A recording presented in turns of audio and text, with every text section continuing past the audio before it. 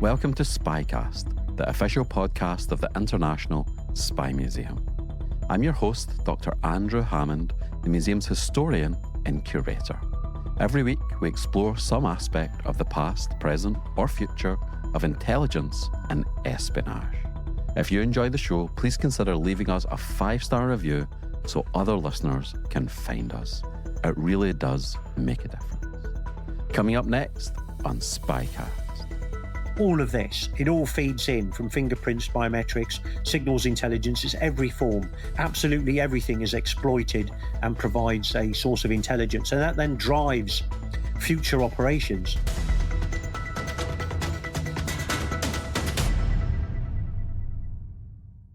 Thanks for joining me on the podcast. It's a pleasure to speak to you, Bob. And you. It's a real pleasure to be here and to your listeners.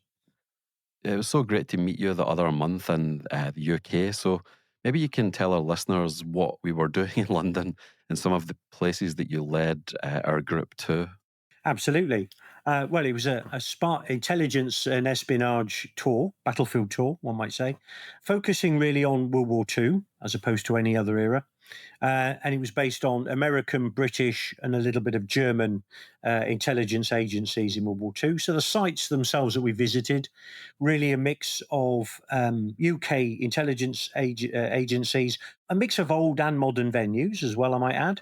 Things like Thames House, the home of MI5, Vauxhall Cross, the current headquarters of MI6, the SOE Memorial down near Lambeth Palace, the Old War Office building, which of course is now on Whitehall, which is now the Raffles Hotel, the Admiralty building, which used to include Room 40, Naval Intelligence Division.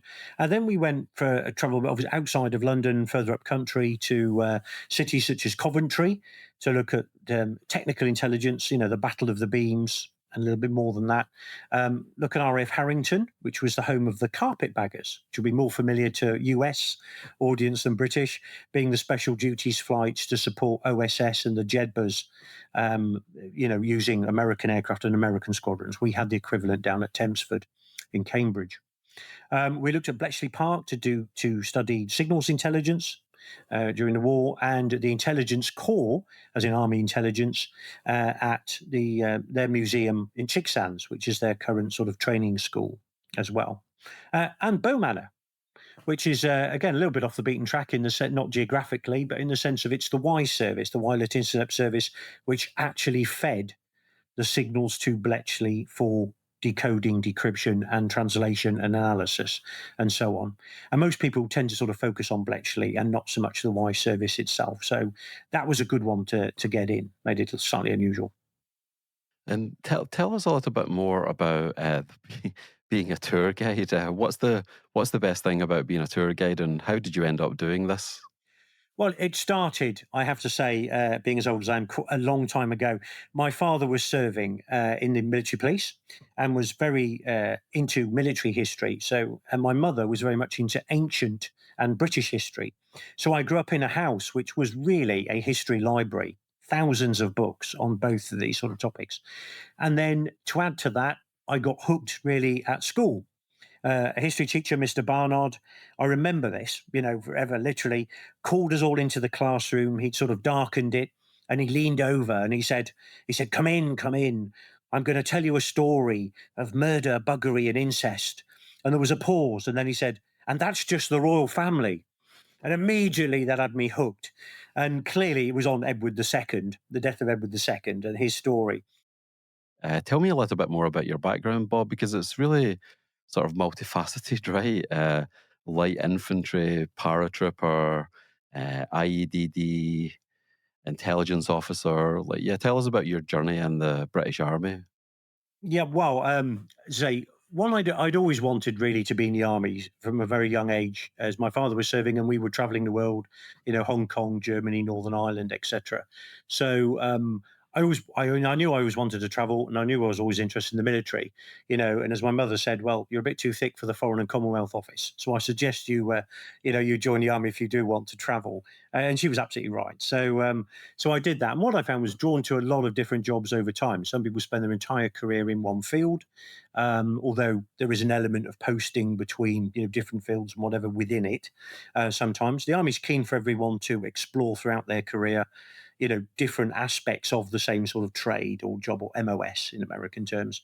But my first posting was really to the 5 Airborne Brigade at Aldershot, which is now 16 Air Assault. Very much sort of enjoyed that. It was very challenging, very demanding, as you can imagine. But again, learning to parachute was something else. That element of sort of risk and challenge, is what really attracts people to the airborne forces. And then one day a trawl came round, and they were looking for IEDD operators in Northern Ireland. They were always short, and I think there'd been a sort of problem with the planning. A few years beforehand, where they'd cut the amount of courses probably to save money, and then suddenly realised that due to that, they didn't have the same amount of people coming through the training pipeline. So they were a bit short, and they came around saying, "Ed, does any, on what we call a road show?"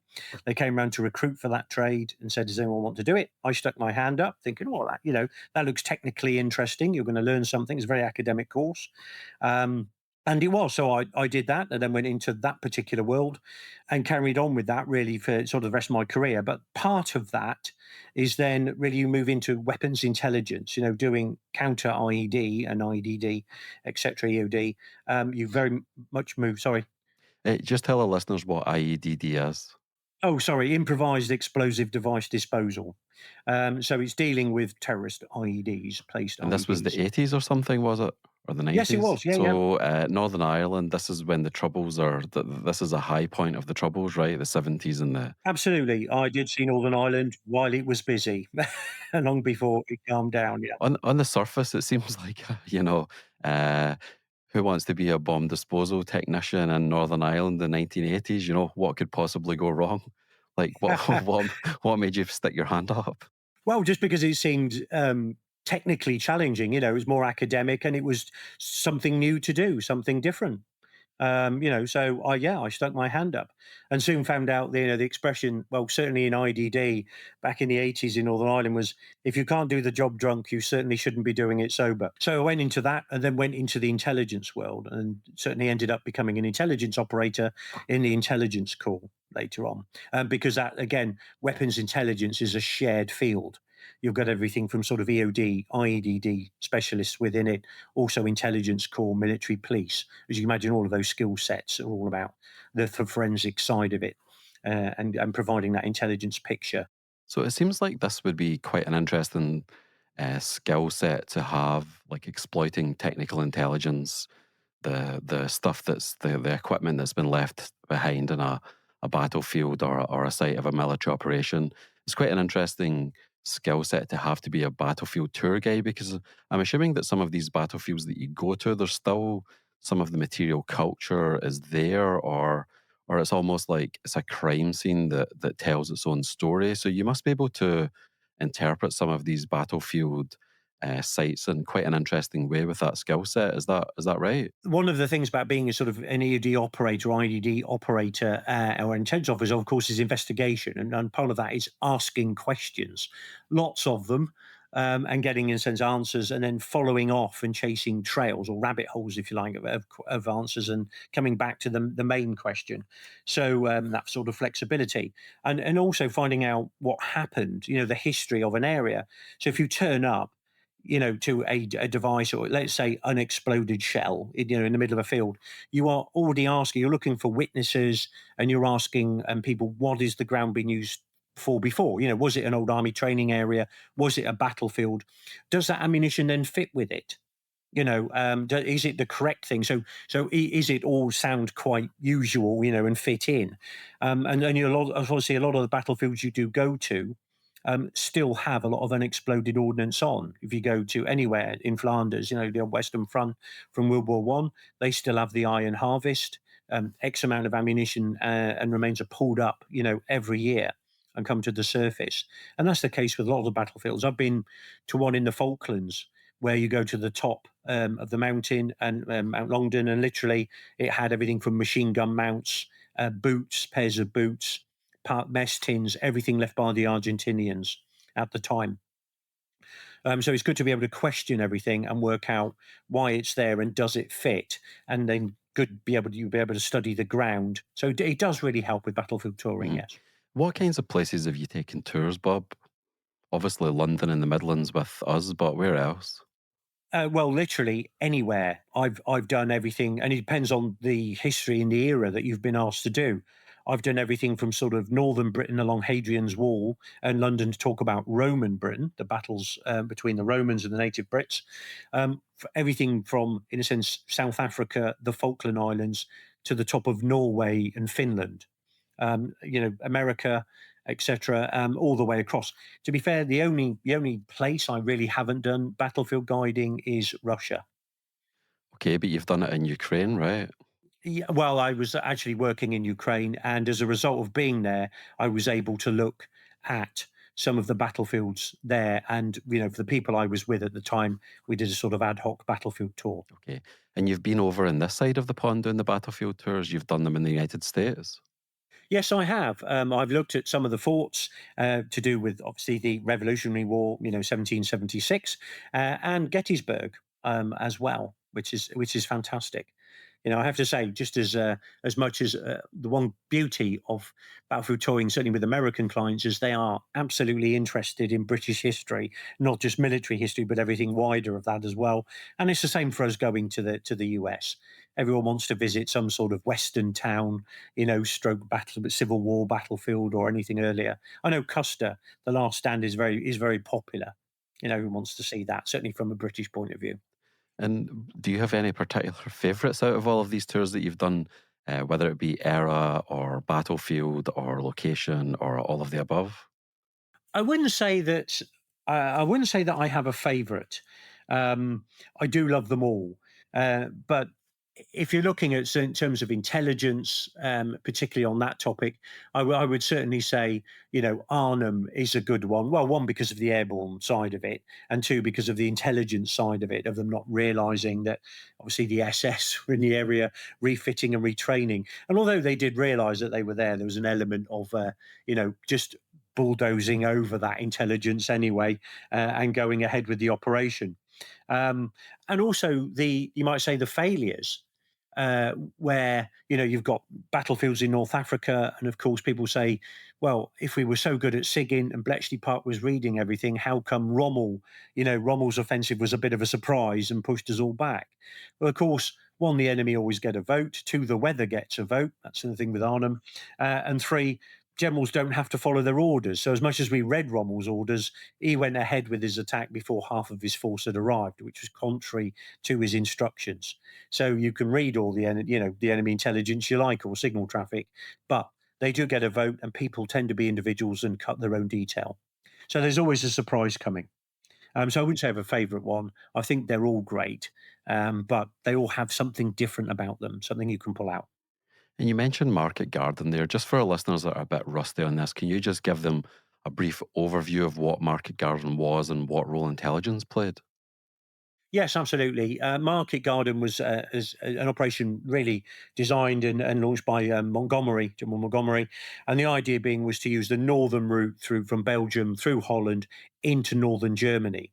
To do that, he had to cross several large rivers, which are major obstacles in military terms.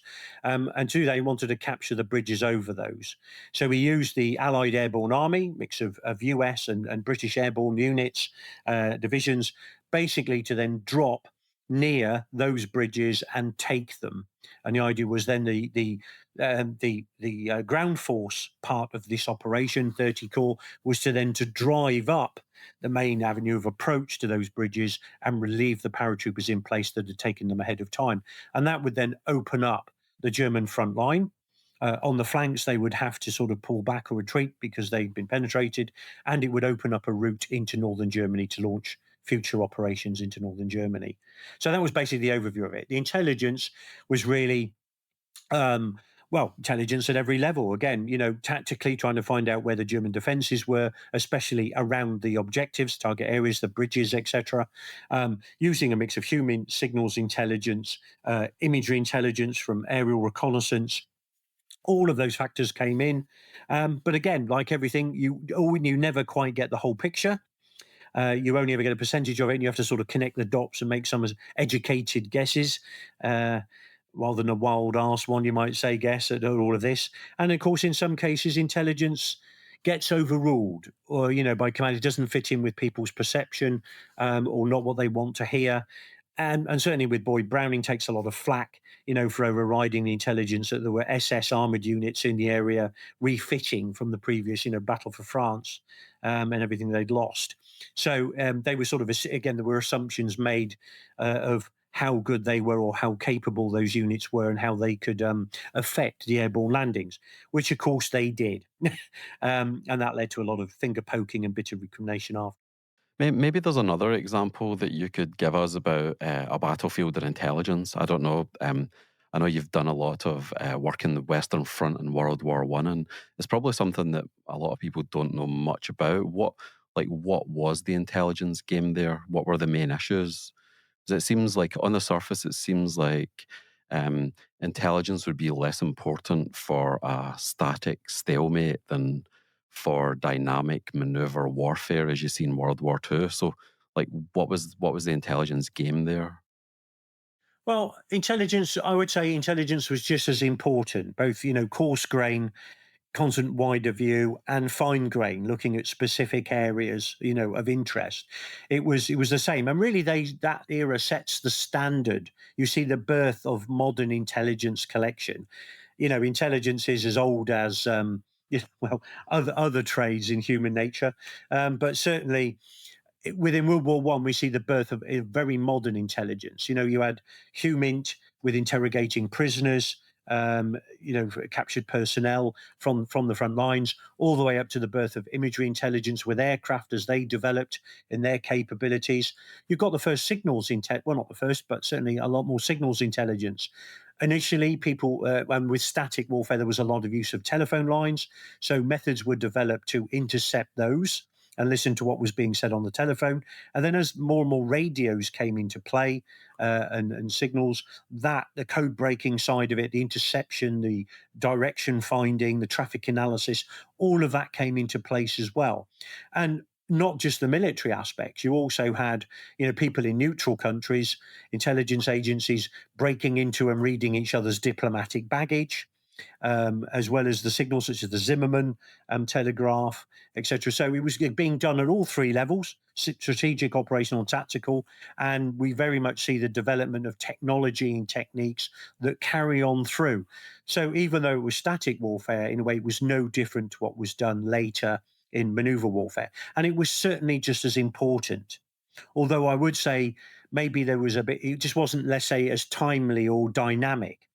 Agents working in neutral countries that were recording train traffic, which was the main movement of troops and ammunition around. So you could guess not guess, but you could judge where a large scale offensive was going to happen by where the troops and the ammunition were moving to. And then so they had spy networks in neutral countries and occupied countries like Belgium that were basically the train watchers, they called them. They were keeping an eye on all of this.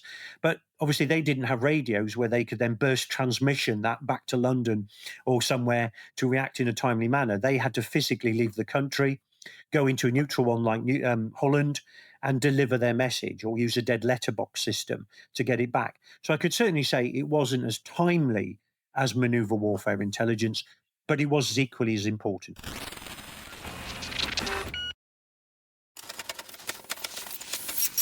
And one question I'm curious about, is there anything that you've learned about intelligence and battles being a tour guide that you never learned when you were in the business, so to speak, i.e., when you were a professional military officer? I think the things that I've learned is because, when you're a practitioner, you're studying the sort of, the current techniques of the time. Um, you do history as a very sort of shallowly, if you like, as part of that to illustrate examples. When you then leave and you study history per se, and as a battlefield tour guide, you then tend to maybe specialize in particular eras or areas of it. Um, I would say that that's really then when you pick up a little bit more information, and in a sense, as we said in Battle for Guiding, you always discover something new. So an example would be the Warsaw Pact. I would say one thing I did learn was, during the Cold War, we very much brushed up on the Warsaw Pact, and you thought you knew, in a sense, a lot of things about them. And of course, one thing that the Russians did was invade. They had a campaign in Afghanistan prior to us, and we were not there physically in a way. So, of course, you could read a lot of books and accounts of the Russians and what they did in Afghanistan, and in fact, their intelligence gathering methods, etc. But of course, a lot of those sources were written by Western authors, not necessarily having been there themselves, and they come with a cultural bias and assumptions being made. And it was much later when I worked in the UN that I got to work with a former Russian intelligence officer from Soviet military intelligence, the GRU, and he'd done tours of Afghanistan. And so listening to his first-hand accounts of how it had worked for him and what he'd done and the mistakes that they'd made and how they'd interrogated people was, again, in some ways that reinforced what had been said in the West or what I already knew, but in some ways it highlighted the differences. So you are always learning something new, whether it's a tactic or intelligence. Mm. And another thing that I'm really curious about, have you ever taken tours to battlefields that you yourself were involved in? Yes. First of all, Northern Ireland. I have taken tours around Northern Ireland to look at where incidences happened, where key players lived, etc., the terrain that they operated on, to explain some of the difficulties and issues and the actions that occurred. So, yes, I've done that with that battlefield. And then there are areas in a way that I served in that weren't battlefields. So I've certainly done tours around Cold War Germany.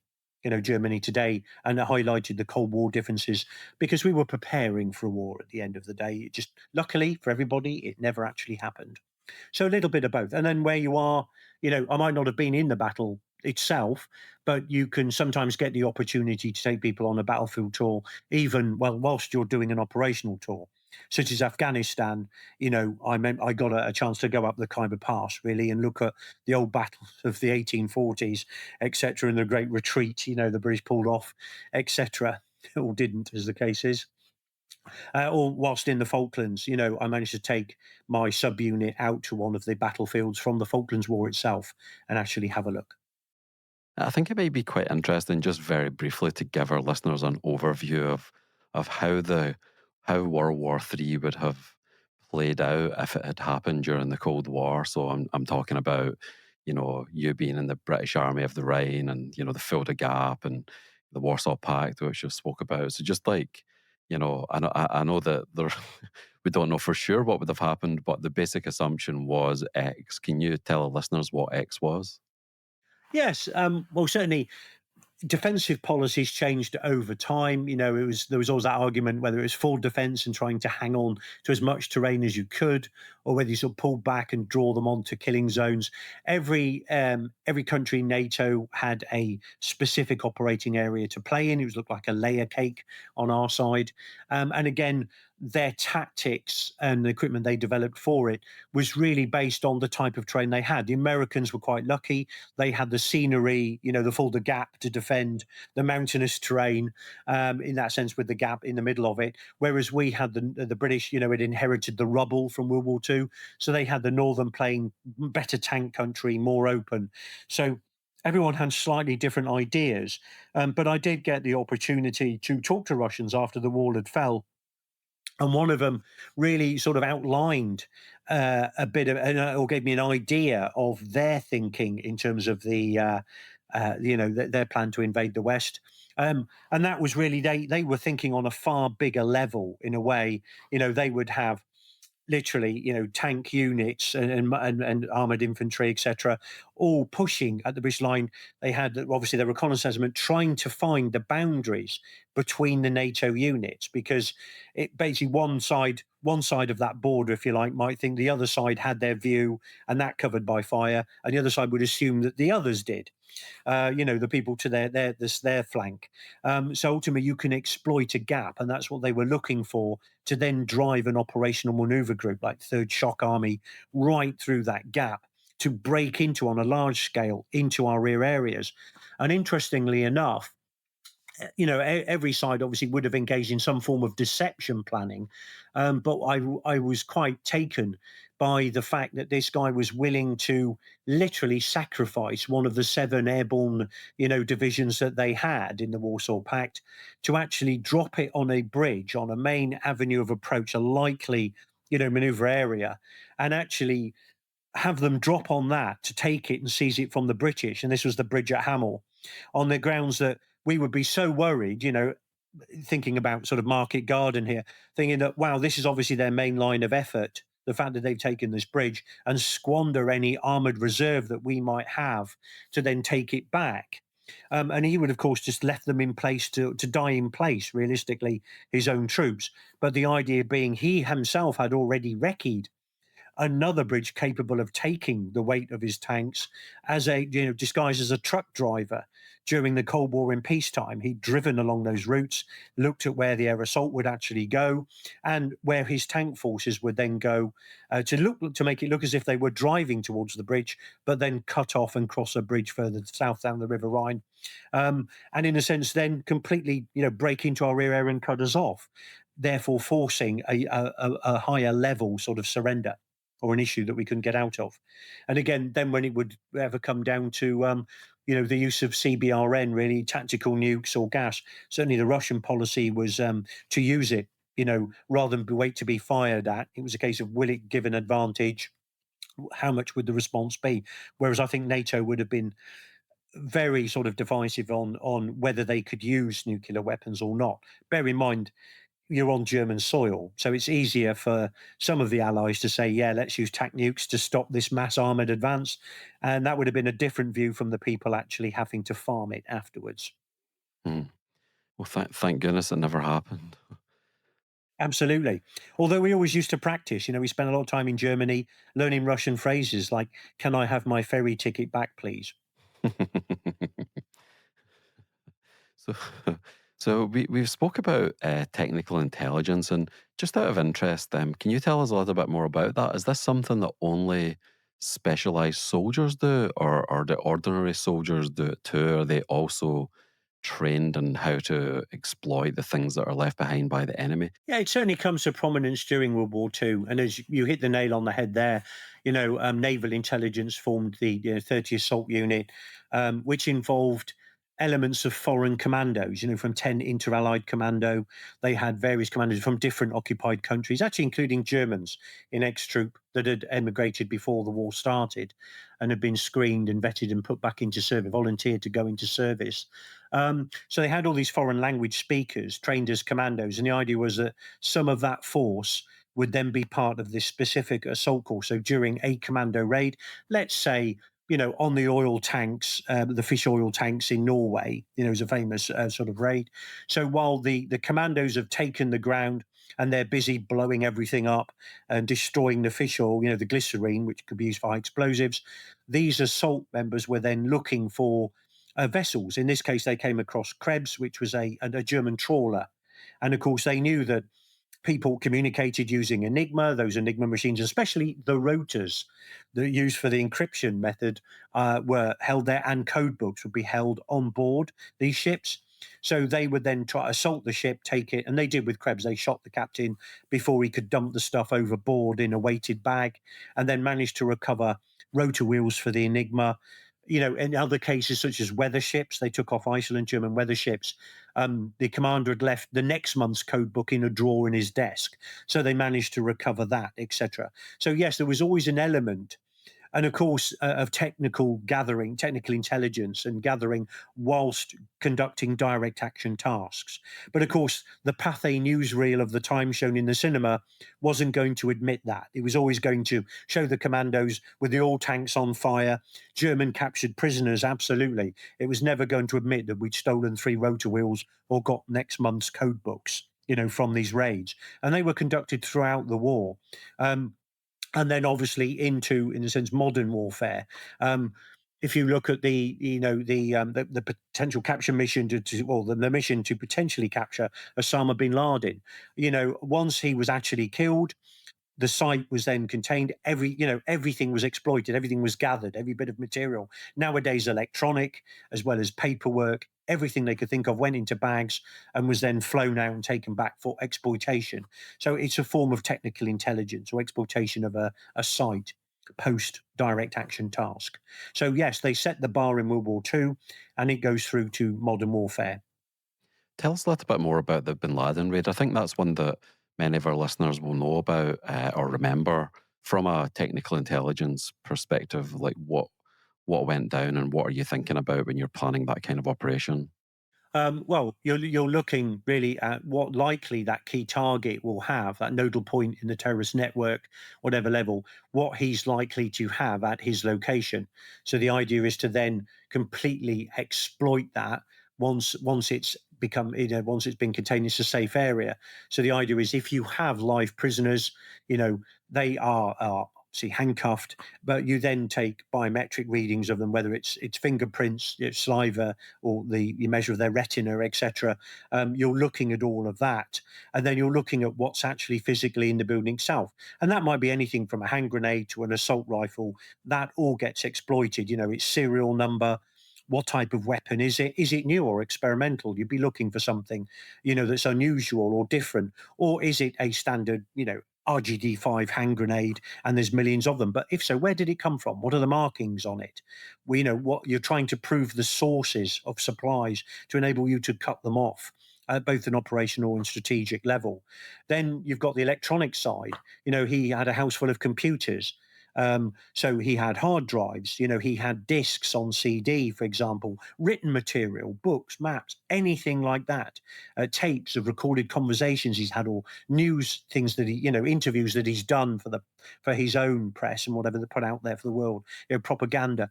Absolutely everything is exploited. It was taken literally, and where it can be carried, given the time you've got on target, and obviously your mode of transport back. You can't overload the helicopter too much; it won't fly. So you'll look at, you'll have to compromise and look at what you can seize, what is unrecoverable, and then obviously bring that back. That then goes to an exploitation unit, where in World War II, as we said, that assault unit would have come back to a defense scientific lab. And today that would be the same. It goes to a lab in theatre, the operational theatre, and then they have reached back to the mainland, whether that's UK or US. And at every level, you've got, it's basically a laboratory. You've got people with machines that rip everything off the electronics, take it, copy it, see if they can break the encryption on it. If it's encrypted, they look at the phones. They then trace the signal traffic and do traffic analysis. Who's been phoned, how often, why, where was the person located when they made the call, where was the person when they received the call. All of this, it all feeds in from fingerprints, biometrics, signals intelligence. It's every form. Literally, are there photographs, in somebody's camera? Where was that taken? If it's an electronic photograph, etc. What's it of? What's in the background? Absolutely everything is exploited and provides a source of intelligence. And that then drives future operations. The intelligence gained from that allows you to identify other nodal points within a network, whether that's a foreign conventional army or a terrorist network, and you can then work to strike those. So it's not just about, when you're doing an operation like this, it's not just about thinking of it in terms of the site of a military operation. It's also thinking about it in, like, as an information environment that can be captured and exploited. Absolutely, yes. Yeah, because if you manage to, for example, find a password, say someone's been lazy and written their password and left it on a post-it note on the fridge, you've then got a password to get into their IT system, and their global communications in a way.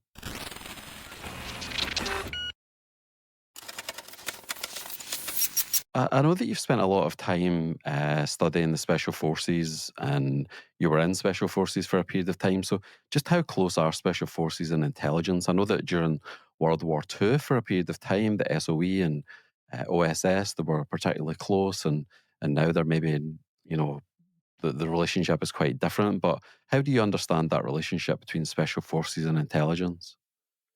Well, Before the birth of modern special forces that we see in World War II, intelligence and then the conventional army, they worked in support of each other. But there was that, you might say, that air gap between them. When you then see the birth of it, so taking SOE as an example, prior to SOE existing, you had MI6.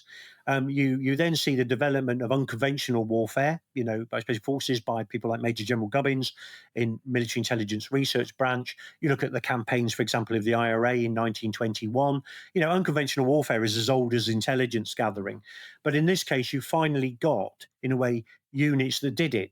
MI6 had a destruction branch, D branch, and that was taken away from them to help form the basis of SOE. And SOE really did, training and equipping of the resistance in occupied Europe using the D branch. They were also, of course, doing human intelligence. They were running sources within those networks, though they were on the ground, so they were providing human intelligence as well. So you see with SOE and OSS, which was the American equivalent, you see that then overlap that comes in that hadn't happened prior, with intelligence gathering and direct action. And that then continues post-war into the modern day. And special forces come in and out of fashion. The SAS is disbanded after the war, but then reintegrates in some of our campaigns. The Malaysia campaign later on in the 50s and 60s, it comes back. You get Vietnam and the birth of the Green Berets and the special forces there. But then there's always that overlap, because whereas you've got military forces, special forces that have set tasks, intelligence agency, because of their history with OSS and the SOE, and in fact the NKVD that becomes the KGB, they also have their own direct action personnel within those organizations. They also have their own special forces within the intelligence organization. So the GRU, for example, Soviet military intelligence, also has its own Spetsnaz or special purpose units that are military within it. So there's always a mix of intelligence and direct action, and that's the case. In our case, the British, the career officers of SIS are very much sort of human intelligence gathering. But if they needed some sort of direct action or protection by special forces, then they have E Squadron within the special forces group that they can support them. So, and again, then when people leave the service, they can be hired by the intelligence services to do specific tasks outside of their military role, but more, you might say, direct action or reconnaissance involved. Mm-hmm. And help our listeners just briefly, help them get their head around British special forces. American special forces is very large, and there's lots of different units. Give them a brief overview of British special forces, SBS, SAS, and then tell them, are the Royal Marine Commandos and the Parachute Regiment, are they special forces? Do we have tiers like the Americans? Okay.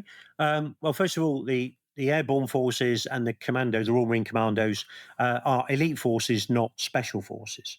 So they're definitely part of the conventional army. And of course, they are the cutting edge of that conventional army, ready to deploy in moment's notice, more used to working in smaller groups and having more of an effect, and as such, their arduous training reflects that, their tasks. Then you've got the special forces. Special forces must have attended some form of special forces selection run by the group, the Special Forces Group, which headquarters is at Regent's Park in London, and that's Directorate Special Forces. So they have their own chain of command, mainly because they're supposed to be operating at a strategic level. Everyone else can operate at an operational and tactical level, but the SF, being that there are always less of them, and they are, more specialised, they are supposed to operate at a strategic level to make a difference. So they have their own command system. Now, within the group, you've got every aspect of special forces. So the SAS obviously comes from World War II, but again, the roles are in a way very much the same. So if you look at the Special Boat Service as well, again, its history goes back to World War II. It's a joint selection, so they all do the same selection. They then can pick which one they go into. So you could get Royal Marines in the SA, or former Marines in the SAS. You can get former Parachute Regiment in the SBS.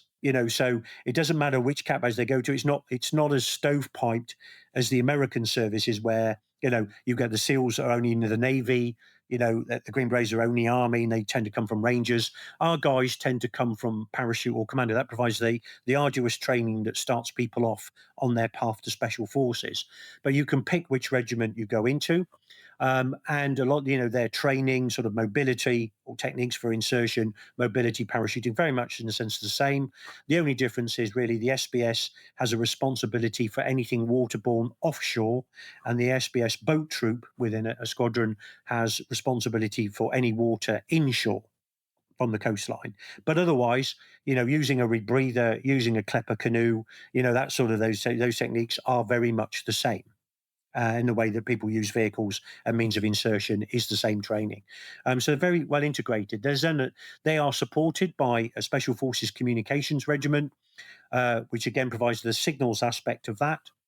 And then there's another force, which is the Strategic Reconnaissance Regiment, or Special Reconnaissance Regiment. And that's really born from, its history goes back to the campaign in Northern Ireland with covert surveillance. Close surveillance, and that still continues to do that role, not just in Northern Ireland, it does it on a global level. So the idea is now they're way more integrated, and if you took a direct action task by the Special Forces, then obviously some prior reconnaissance of that target area would have to be carried out. Well, of course, that could be done by satellite imagery, intelligence, SIGINT, all the usual, you might say, at a strategic level, but there will be some reconnaissance on the ground, and that would be carried out by a team of Special Forces, but that would be mixed. The CAT badge in a way is sort of irrelevant. The Special Reconnaissance Regiment would do it covertly on the ground on foot with their reconnaissance, and then you'd have attached ranks from SBS, SAS, also looking at it from their point of view from attacking the target area. And how do they get in there? How do they get past the defences? What are they going to exploit, etc. So it's way more integrated. They're not a stovepiped. They all work together as a group, and you share an office. There are officers there that are a mix of all of those CAT badges, depending on what that office is to do, the job of that office. I'm just curious if there's one battlefield that you would like to walk or tour that you haven't anywhere in the world, which one would it be? Stalingrad. Stalingrad, without a doubt. I've always wanted to go there. It's got such a mix. The different terrain, the battles over different terrain, but that human factor, you've got a trapped population within it as well. So it's not just force on force. You've got the whole spectrum of warfare within it. You've then got encircled, you've got issues with logistics, you've got the weather, which always gets a vote, the cold, etc., which undermines it. You've got, rescue attempts to try and break them out, and then people not doing so well to actually break themselves out. And then what happens to the captured personnel after? And in a sense, how they were treated differently between von Paulus and the command staff to the average German, soldier. So you've got a little bit of everything there. But again, I think it's that reinforcing lesson that we should all be conscious of, really, which is, you are a soldier first and tradesman second. And no matter what you do, you can be encircled and have to, face combat in some extreme conditions. And you just have to get on with it and grizz it. Okay, well, that's. I think that's a great choice. I would like to go on that tour with you. I hope one day. You never know that it might open up. You up. never know. Well, thanks ever so much for speaking to me, Bob. It's been a real pleasure.